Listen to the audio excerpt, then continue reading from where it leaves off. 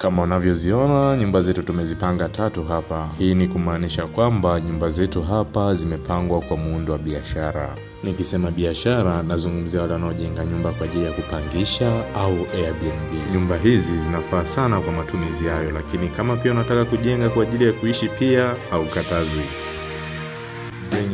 Nyumba hizi bana kwa upande wa ndani zinaonekana hivi.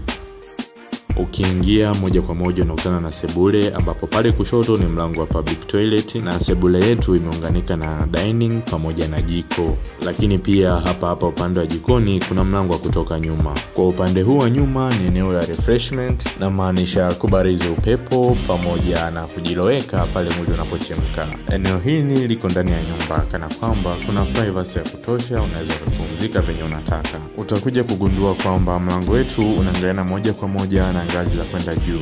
Je, juu kuna nini? Kwa upande wa juu kuna vyumba. Cha kwanza hiki hapa. Hichi ni chumba kidogo tu, chumba cha wastani, lakini kimekaa kitanda cha 6x6, ni chumba kizuri. Na ukitoka hapa ni public toilet ambapo kuna kabati la wote, lakini huku ni chumba kikubwa kabisa.